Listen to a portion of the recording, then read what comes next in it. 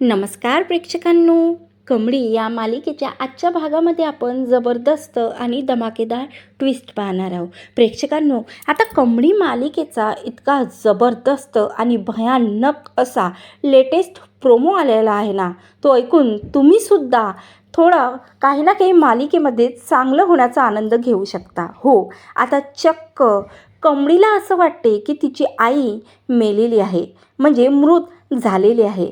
पण चक्क तिची आई आता जिवंत झालेली आहे. आता जिवंत असून तर ती आता एका अशा व्यक्तीची मदत घेत कामिनीला आता जन्माची अद्दल शिकवणार आहे. तर हो प्रेक्षकांनो, आता मालिकेमध्ये असंच काही भयंकर, जबरदस्त आणि खूप असा इंटरेस्टिंग लेटेस्ट प्रोमो आता दाखवण्यात आलेला आहे. तर चला जाणून घेऊया की या इंटरेस्टिंग असा कमळी मालिकेच्या प्रोमोमध्ये नेमकं काय दाखवण्यात आलेलं आहे. इकडे मात्र आता स्वतःच्या मुलीने म्हणजे जे काही मृत्यूनंतर विधी असते ते विधी करण्याचं ठरवलेलं असतं. तर आता भलत्याच दुसऱ्या बाईचं अस्थी घेऊन आता पोलिसांनी आता कमळीला दिलेली असते. कमळी मात्र खूप दुःखातून आता सावरून त्या अस्थीचं विसर्जन करते. तर इकडे मात्र आता सरूला काही लोकांनी, ज्या दिवशी ती आता सरळ दरीत कोसळली होती त्या दिवशी काही आदिवासी लोकांनी तिला आता सहज आपल्या घरी घेऊन जात 2-3 दिवस तिच्यावर आयुर्वेदिक उपचार करत आता सरू होशवरती आलेली असते. आता लगेच ती कमळी अशी जोरात आवाज देते. तर एक आदिवासी बाई बोलते की काय झालं ताई, तुम्हाला आता बरं वाटते ना? तुम्हाला गोडी लागली होती आणि तुम्ही दरीत त्या दिवशी एका झाडावरती पडलेल्या होत्या आणि म्हणून त्या झाडावरती पडल्याच्या याच्यानं तुम्ही वाचल्या. आता देवी आईचीच कृपा समजा की तुम्ही एवढ्या वरतून पडल्यावरती वाचलेले आहात. तेव्हा आता लगेच सरू घाबरलेली असते आणि बोलते की माझी कमळी तर ठीक आहे ना, माझी कमळी कशी आहे? त्यावर आता इकडे लगेच ती बाई बोलते, आदिवासी बाई बोलते की तुमची कमळी म्हणजे तुमची मुलगी का? आता तुम्हाला सध्या 2-3 दिवसांनी बरं वाटणार, त्यानंतर तुम्ही तिथून निघून जा आणि हो, औषधं तुम्हाला वेळेवर घ्यावं लागणार. त्यावर आता सरू मनातच विचार करते की नाही, मी कमळीपर्यंत जर पोचण्याचा प्रयत्न केला तर कमळीच्या जीवाला पुन्हा धोका होऊ शकतो. नाही, काहीही झालं तरी मला आता नयनतारा मॅडमची मदत घेत या कामिनीला खूप मोठी जबरदस्त अशी शिक्षा द्यायलाच हवी.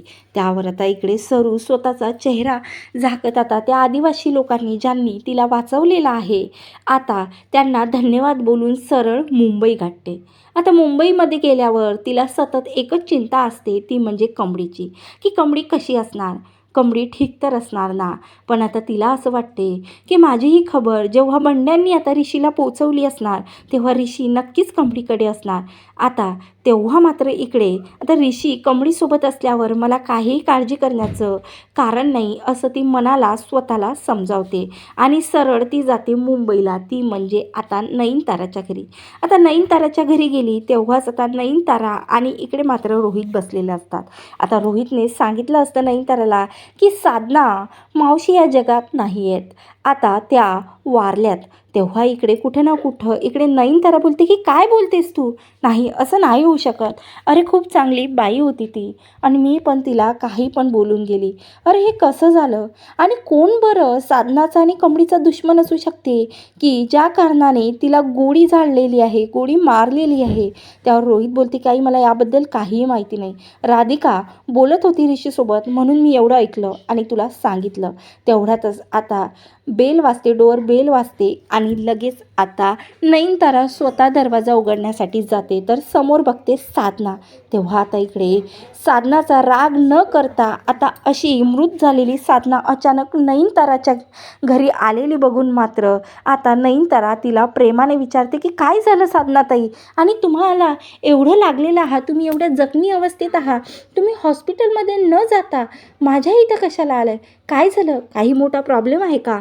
त्यावर आता लगेच इकडे नयनतारा माणुसकी दाखवत आता लगेच, तर इकडे मात्र आता नयनतारा साधनाला खाली बसवते. आता लगेच इकडे मात्र पाणी वगैरे तिला देते आणि आता लगेच साधना बोलते की मॅडम मला तुम्हाला काही सांगायचं आहे. त्यावर नयनतारा बोलते की काय सांगायचं आहे तुला? आणि तुला माहिती आहे का तुझी मुलगी कमळी, मी जरी तिचा राग करत आहे पण मला माहिती आहे की तुमच्या मायलेकीची फूट झालेली आहे आणि ती किती चिंतेत आहे. तुला तिच्याकडे जायला हवं साधना. त्यावर आता साधना बोलते की नाही मॅडम, मी नाही जाऊ शकत. तुम्हाला माहिती आहे माझी ही अवस्था कुणी केलेली आहे. त्यावर नयनतारा बोलते की कुणी केली सांग ना मला.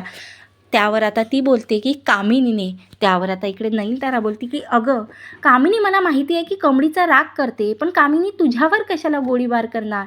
त्यावर आता इकडे साधना बोलते की हो, मी स्वतःच्या डोळ्यांनी बघितलं की एका गुंडासह कामिनी माझ्यावरती गोळीबार करत होती मॅडम, आणि माझ्या कमळीचा जीव घेण्याचा प्रयत्न करत होती. त्यावर नयनतारा बोलते की पण असं काय कारण आहे की ती कमळीचा जीव घेणार.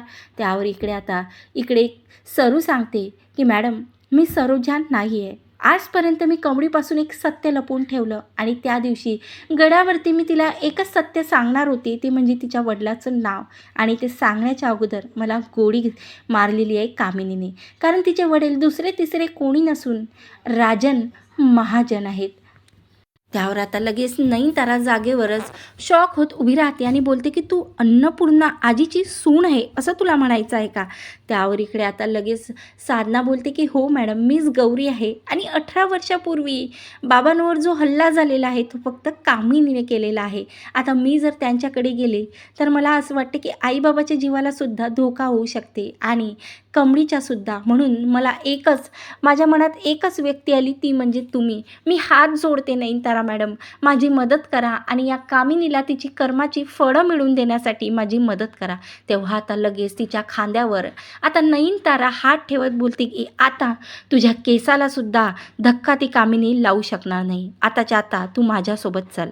त्यावर आता इकडे लगेच गौरीला घेत आता नयनतारा पोलीस स्टेशनमध्ये जाते, आणि आता लगेच गौरी तिच्यासोबत काय काय घडलेलं आहे आणि कशा प्रकारे कामिनीने तिच्यावरी आता हल्ला केलेला आहे याचं सिक्रेट आता पोलिसांना सांगते. तर अशा प्रकारे आता इकडे नयनताराच्या मदतीने गौरी आता कामिनीच्या नावाची FIR आता मुंबई पोलिसात आता दर्ज करते. त्यानंतर आता प्रेक्षकांनो, इकडे कमळीला जेव्हा माहिती पडणार की तिची आई जिवंत आहे, तेव्हा मात्र कमळीच्या आनंदाचा आता काही पाराच नसणार आहे. तर आता इकडे मात्र खूप भित्र्या गौरीने आता रणरागिणी बनत नयनताराच्या मदतीने आता चक्क कामिनीला जन्माची अद्दल घडवण्याचं ठरवलेलं आहे. खरंच प्रेक्षकांनो, आता गौरीने तर खूप चांगलं असं पाऊल उचललेलं आहे, पण आता कामिनीला काय जन्माची अद्दल ही नयनतारा आणि गौरी ह्या दोन्ही स्त्रिया घडवणार आहेत हे पाहणं मालिकेमध्ये खूपच रंजक असणार आहे. म्हणून हा जबरदस्त प्रोमो